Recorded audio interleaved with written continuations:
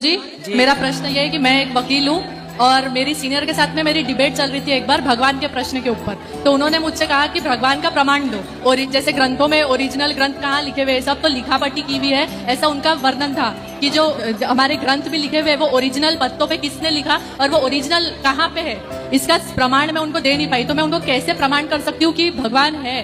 उनको बोलना, बेटा हमारे यहाँ वेदों को श्रुति कहते हैं। क्या बोलते हैं? श्रुति। श्रुति का मतलब होता है सुनना। क्या हुआ था, यदि पत्तों पर लिखते तो पत्ते बकरी खा जाती है ना। हाँ। कि कब तक रहती? कुछ ना पत्थर पर लेख उपलब्ध हैं, कुछ हैं।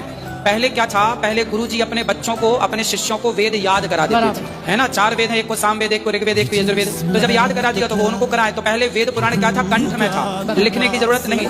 फिर लगा, फिर कागज का निर्माण हुआ, बराबर, फिर सब चीजें बनी, तो फिर लिखने लग गए।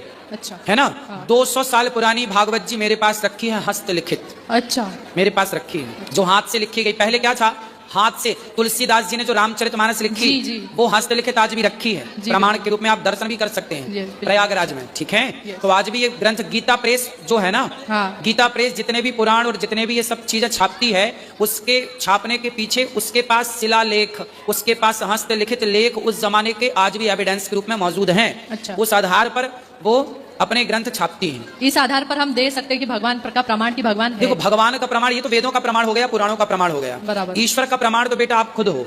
आप अपने उनसे पूछना कि ये बताओ, साइंस कहता है कि ये वस्तु है, तो बनाने वाला कोई होगा। जी बिल्कुल। तो फिर जब आप हो, हम हैं, तो हमें और आपको बनाने वाला कौन है? ईश्वर। कोई तो है, जो कोई है उसी का नाम ईश्वर है। बिल्कुल। यदि आपने जो कपड़े पहने हैं उससे भी तो किसी ने बनाया है। जी बिल्कुल। चश्मा लगाया है उससे भी तो किसी ने बनाया। क्या बिना बनाए कोई वस्तु बन सकती है? नहीं। तो फिर बिना बनाए इंसान कैसे बना? तो बनाने वाला जो है उसी का नाम ईश्वर है। बिल्कुल। धन्यवाद गुरुजी, राधे राधे। खुश रहिए।